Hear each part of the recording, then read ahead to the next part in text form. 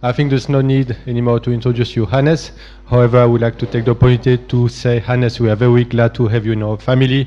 And personally, I'm very proud that we published your last book on the 24 conservative liberal thinkers. I think it's a great book, and I'm looking forward to your next book.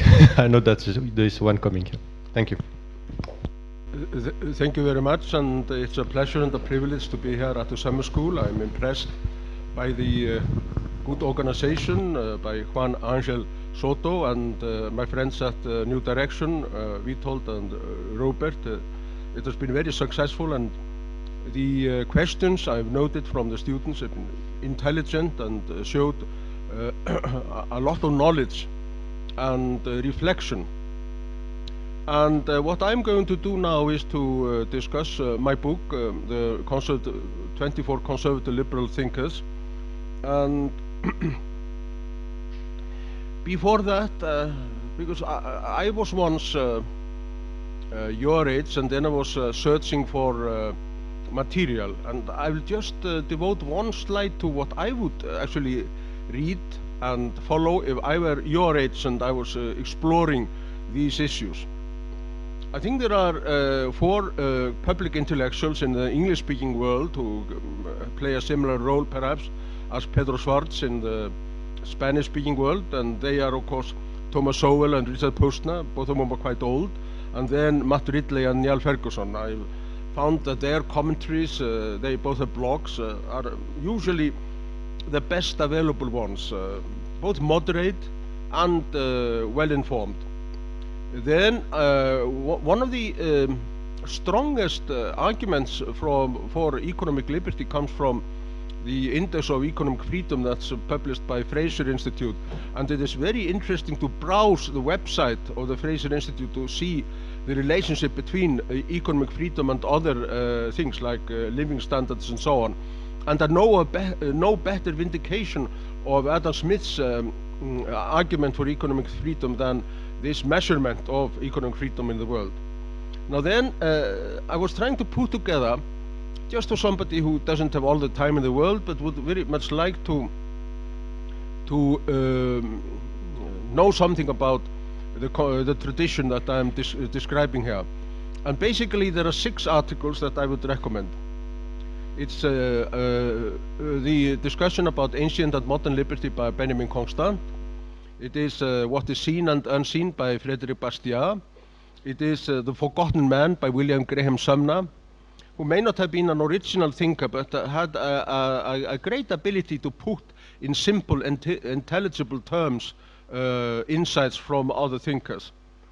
And Hayek, The Use of Knowledge in Society, and the essay which Pedro Schwartz mentioned here, Individualism, True and False, and then Michael Oakeshott on Being Conservative, a very well-written, reflective piece. So, if you just wanted 100 pages of the deepest and most penetrating stuff, I would recommend these 6 essays. But my book is available free of charge online, published by New Direction, 24 Conservative Liberal Thinkers. You can just Google it and get it there, but it's also available on paper. And what I do there, I identify 2 pre-liberal thinkers, Snorri Sturluson and Thomas Aquinas. Of course, in Spanish-speaking countries, Aquinas is very well known, but Snorri Sturluson was an Icelandic chronicler. And what they had in common was the medieval idea that kings were under the same law as their subjects, and that if the king seriously violated the law, then he could be replaced. The chronicles by Snorri are all about this, and Summa Theologica discusses this possibility, even if Aquinas is quite a cautious and conservative thinker and thinks that it's only as a last resort that the king should be ousted. Aquinas has also in his books a good, intelligent defense of private property rights, because they bring peace and they bring prosperity for 2 quite obvious reasons. One is good fences make good neighbors. This means that property brings peace. And the second one is that everybody's business is nobody's business, which Aristotle had also said before him. But if we are going to have things properly looked after, we have to have stewards, we have to have protectors, we have to have somebody who owns things.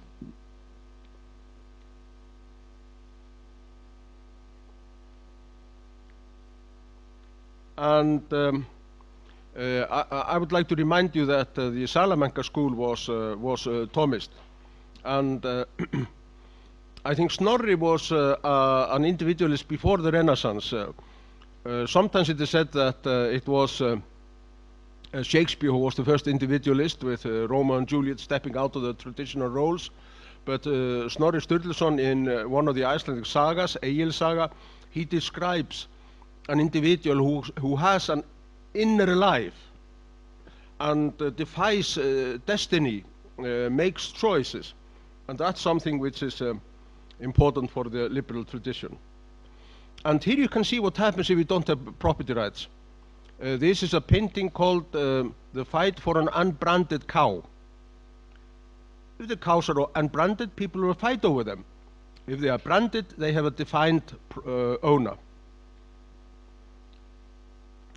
But the core, the classical liberal thinkers in this tradition that I'm trying to describe are, of course, Locke, who made the argument that we could appropriate from the commons without harming others, which is a great insight.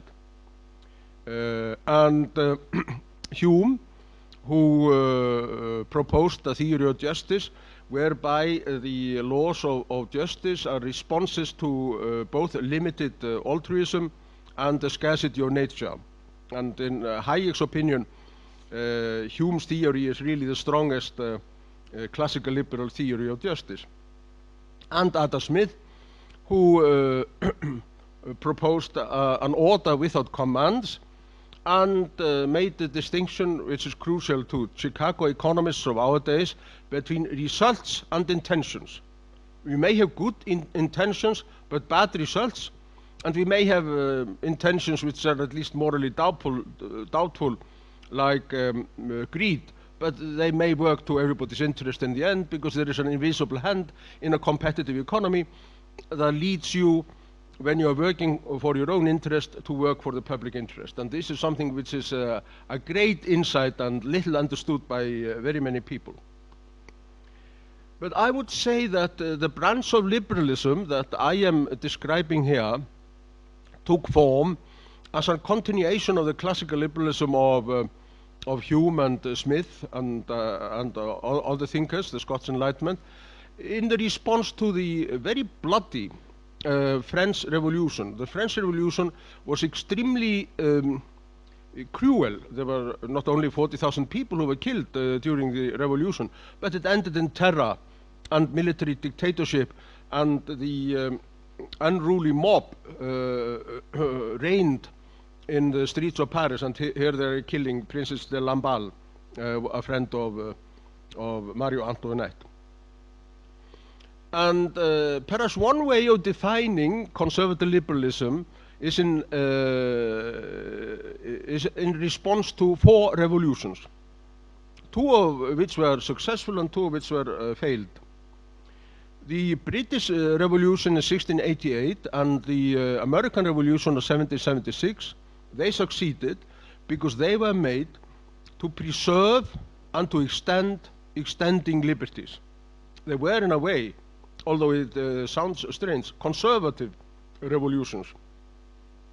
And Burke, for example, supported the American Revolution, as Pedro Schwartz pointed out here the other night. But the French Revolution of 1789 and the Bolshevik Revolution of 1917, they were failed revolutions because their aim was not to preserve liberties, it was to reconstruct society on some principles that some thinkers had thought up. And there are 3 conservative liberal thinkers who more or less, I think, put forward the argument against such reconstruction of society. One of them was Burke. Burke said that the French revolutionaries underestimated individualism and underestimated the social reason embodied in traditions and practices and skills and virtues that are handed down through the generations, the wisdom of our ancestors. Constant, who was of course a Frenchman, he, in his famous speech in 1819, where he contrasted ancient with modern liberty, he said that the French revolutionaries had not understood modernity. Modernity was about different individuals, diversity, choice, trade, whereas ancient liberty was about the small city-state like Sparta, which had a strong common identity and where there was no great disagreement between the citizens, and they could be used, they could be conceived of as one collective. And Tocqueville, both in his marvelous book about the American Revolution and the American order, and in his book about the French Revolution, he said that basically the revolution had failed because under absolutism, the intermediary institutions of society had been destroyed. So there were, the people had been reduced to dust. There were only two things. One was the individuals, the atomistic individuals, and the other one was the almighty state. So Tocqueville paradoxically argued that the French Revolution was a continuation of the absolutist tendencies of French society before the revolution. So I believe that Burke and Constant and Tocqueville, they gave us a very interesting account of why some revolutions fail, while the revolutions they supported, they succeeded. So what we really want is evolution, not revolution. Here we have King in Parliament in a cartoon by David Lowe, but behind him there are all those traditions and fights that had been fought by the past generations.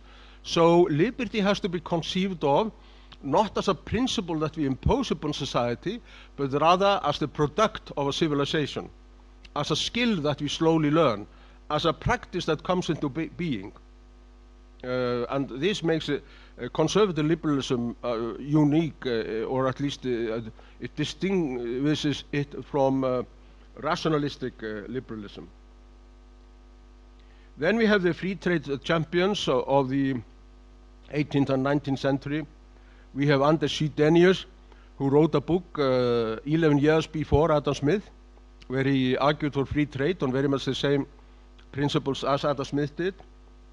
And actually, I will add about Chydenius that he is a representative of a Nordic tradition. There is a strong liberal tradition in the Nordic countries, despite them being thought to be social democratic.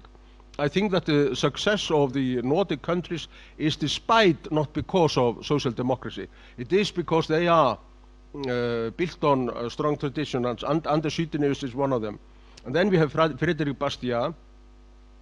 Perhaps Bastiat wasn't an original thinker, although I think his originality has been underestimated. But he was brilliant in exposing the errors of protectionism. Then we have Herbert Spencer, who I believe is a stronger thinker. He may have had somewhat of a one-track mind, but a stronger thinker than John Stuart Mill. And his principle of equal liberty is, I believe, intellectually more forceful than Mill's principle of harm principle. And William Graham Sumner, the American sociologist. All of them agree, and I'm not going to repeat the argument because it is quite well known to everybody that the wealth of a nation is built upon the division of labor and on free trade. That free trade is the key to prosperity. If economics is built on anything, it is built on this insight, and the argument for it is entirely, to me, intellectually convincing. Then we come to those who are closer to us, the Austrian pioneers, Karl Menger and Ludwig von Mises. Karl Menger, Ludwig von Mises. What did they contribute? I think that basically the Austrian economics is the most powerful defense of economic freedom, but it is based on a value-free science. What Menger did was to solve the problem of value by his marginal analysis, and he based his theory on time and ignorance, which are two categories that hadn't been present before, and it has widespread consequences. I am not entirely sure that all have understood that Menger's theory is really, implicitly, a refutation of Georgism and of Marxism, because what Menger points out, and in quite at length in his book, Principles of Economics, is that there is nothing special about land or labor, as Henry George and Karl Marx thought. They are just valued in a subjective process by the consumers. And Mises, in his famous Die Gemeinwirtschaft in 1922, and actually in a paper read in 1920, he demonstrated that central economic planning was impossible because the planners could never calculate the cost of their alternatives that they had to choose between. And in preparation of a book, I read whatever there exists of articles by Lenin and others about how to solve these problems, and there was no awareness that you have to decide between many alternative uses of the same resources. Lenin, for example, published in Pravda in 1918 articles saying we have plenty of resources in the Soviet Union, and then he enumerated them. But how are you going to choose between them? We have to be able to give them a price. We have to be able to calculate, or at least to estimate, the cost of various decisions. And you cannot do that under socialism. Mises also criticized interventionism of the kind that we see in the West. So Mises was really a true economist with a very strong mind, and I didn't, of course, know him personally. He was too old for that. But Israel Kurzner, his teacher, he told me that he thought that Mises was a hero, whatever you could say about his theory, because he stood up to everybody. He defied the orthodox thinking of his time, but he was also always an economist. One of his friends, Samuel Husband, who was an investor in San Francisco, he took him around when Mises made his last lecture trip, and they were driving around San Francisco, and Margit von Mises was with him, and Ludwig, who was then more than 90. He was dozing off in the back seat, and then they drove through Broadway in San Francisco, and Broadway is full of strip joints. It is really a red light district with a lot of neon lights and so on. And Margit von Mises exclaimed and turned to Ludwig von Mises and said, Lou, look, lots of naked ladies." He woke up from his doze and said, "Bad for the clothing industry." So you can see that Ludwig von Mises was really an economist. He was thinking about the economic aspect of all things. Then we have perhaps the most influential book in the conservative liberal tradition, which is Hayek's Road to Serfdom. And I discovered recently a set of very interesting illustrations kept at the Hoover Institution by a Russian painter who painted the oppression of Bolshevism, risking his own life. And this is a wonderful collection. You can, if you look at my book, you can find the references. And this is a landowner and a priest, and they are before the Bolsheviks, and they are being sentenced to death. Thomas Piketty, in his most recent book, and Thomas Piketty is probably the most notable hero of the left, he says that Hayek was mistaken in predicting a road to serfdom, especially if we look at the example of Sweden. Now, he misconstrues Hayek's argument because Hayek had a warning, not a prediction about social democracy. He had a warning, and the warning has actually been seen to be the case in places like Venezuela, and where you try to centralize everything and you nationalize everything. Sweden was never like that. Private property is respected in Sweden. Sweden is, like the other Nordic countries, based on the rule of law, free trade, and great social cohesion, which made actually social democracy easier to apply than you would have expected otherwise. And even if Sweden has done quite well, freer economies have done better. And here you can see it on the screen. I plotted the GDP per capita in Sweden and in the United States and in Switzerland. And the reason Sweden and Switzerland are quite comparable is, of course, that they are almost the same population, 10 million people, and they stayed out of the wars of the 20th century. And one of them was freer than the other one and is more prosperous. So I'm not entirely sure that Piketty was fair to invent Sweden as an example against Hayek, but the same did Jeffrey Sachs and some others.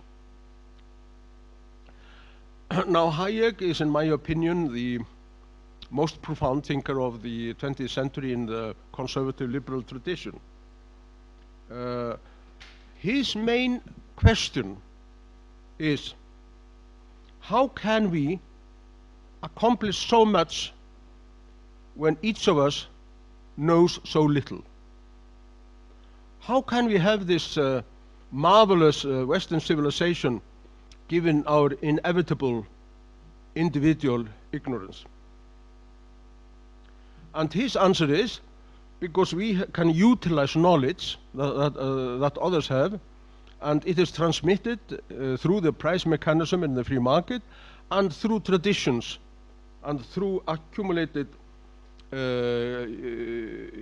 cultural capital, which we could call, like Burke, he didn't use that word, but he used that concept, we could call collective reason, social reason. So this is really Hayek's explanation for our immense achievement. And as a scientist, Hayek doesn't really demonstrate that liberty is desirable. He demonstrates that it is possible, that we do not need central economic planning, that we can utilize knowledge by the price mechanism, and we can accumulate cultural capital by respecting traditions. So that is his scientific contribution. But is liberty desirable? In some ways, Hayek actually doesn't answer that question. He says that our civilization is movement for movement's sake. We just are here. We may be dissatisfied, Socrates says, but it's better than to be a satisfied pig. That's basically the argument, and this is also something that Peter Swartz pointed out. I think actually, if we look at this, the very question, is freedom desirable, that Michael Oakeshott has a very interesting answer, the English philosopher. He believes, like Burke and other conservative liberals, that liberty is less of a principle than a practice or a skill that we acquire. He tells us that tradition is necessary alongside reason, individual reason. But what is crucial in Oakeshott's argument is that we have got the individual who has acquired the will and the ability to make choices. Not only Romeo and Juliet, but everybody else. You leave your old family and you form a new family. You may even leave your country in Europe and settle in America, and you make choices, and you make the choice to stay behind also, to remain somewhere, etc. So we are individuals who make choices. This is simply who we are. And if this is true, that we have become individuals with the ability and will to make choices, then we have to search for an order which enables us to live peacefully together, even if we are pursuing different aims. And we need an order which is purposeless, although it is not pointless. It doesn't impose any purpose in society. It allows us to pursue our own goals and projects, but make sure that we are not violating each other's status or dreams. And in his books, Oakeshott explores several notions, several contrasts between an enterprise and this purposeless order. He uses the Latin concepts societas and universitas, and I point out that in some ways this is similar to the old German notions, which are also implicit in Snorri Sturtzon. Herrschaft, which is rule from above, and Genossenschaft, which is self-rule by peers in the German tribes. So he develops his political theory, Michael Oakeshott, as a contrast between enterprise associations, like parties, political parties and firms and all kinds of stuff, and then the civil association, which is only a unity about the same kind of rules. So his argument is, to the question, is liberty desirable? The answer is, it is irrelevant, because liberty is simply our second nature. We are who we are. And the socialists of the West, they are people who didn't realize who they are. Socialism is a case of mistaken identity, which is really quite an interesting approach to the whole problem. Now, to sum up, and then I would be delighted to take questions if we have time. I think that economics is a powerful discipline that lends a lot of support to conservative liberalism, but it is not sufficient. The economists can tell us all how much we can have in our pocket. But what we really are interested in is, what are we, or what do we aspire to be? What kind of persons do we want to be? We are not only counting money, we are also trying to develop, to climb the mountains of life. So efficiency isn't enough, identity also matters.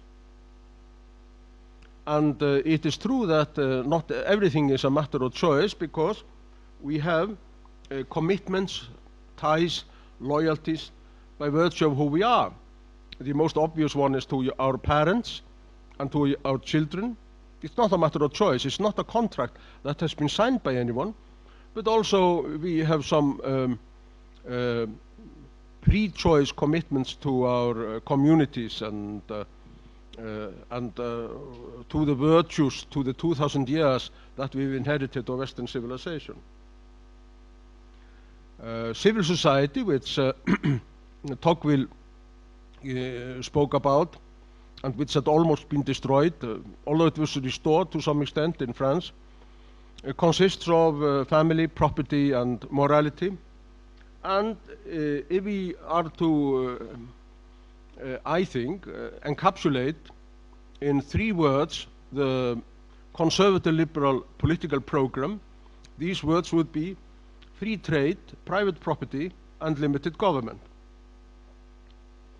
And the task ahead is to combine cosmopolitanism and patriotism, and to try to lead forces like populism, nationalism into desirable channels, and get the best out of them and reject the worst.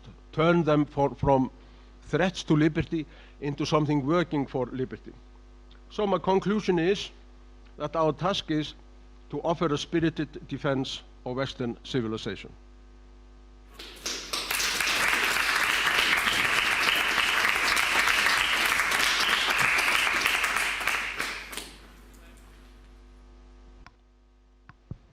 Okay, thank you very much, Hans. Let's start the Q&A session. Who dares to go first?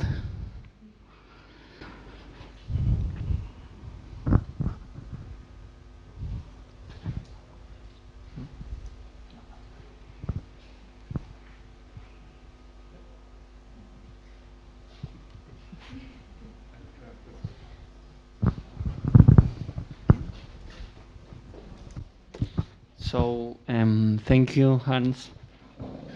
I have several questions. Maybe this one is a little bit related to Spanish, or I think that there are many in the Anglo-Saxon world. There are many liberal conservatives, but what about the Spanish-speaking world? Do you know any, or I know that the School of Salamanca has several, but what about nowadays? Well, I believe that also Anglo-Saxon thinkers are really applicable to Spanish and Ibero-American reality, but I would like if you know someone or... Well, in my book, I tried as much as I could to stress the fact that conservative liberalism, as I define it, is not really only an Anglo-Saxon idea. It is also a Nordic idea, and it is also a Latin idea.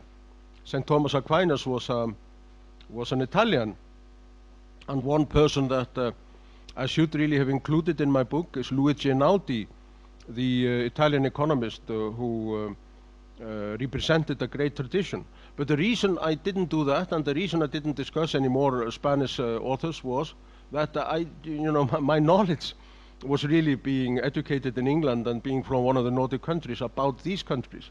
So you are asking me about something on which I'm not an expert, and I think that Wittgenstein was correct, that where we don't know what to say, we should stay silent.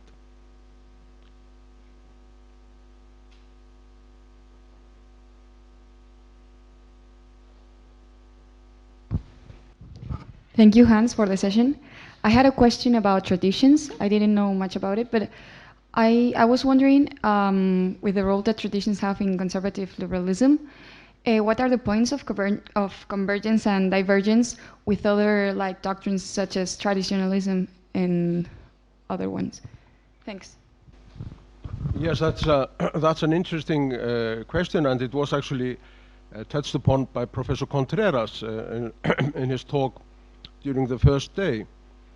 I think that there are conservatives who are not liberals, and there are libertarians who are not conservatives. For example, Murray Rothbard, the libertarian, I believe that he can by no means be called conservative. He was quite radical. But I also think that he was very interesting.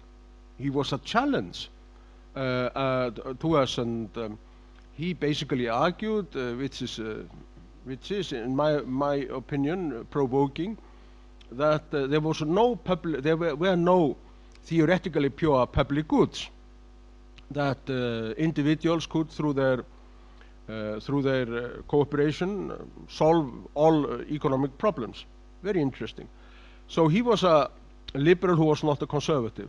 An example of a conservative who was not a liberal is Joseph de Maistre. Maistre, he offered some great insights in his books, but he definitely was not liberal. He was as illiberal as one can be. So there are traditions outside this identification or articulation of a political tradition that I try to do in my book.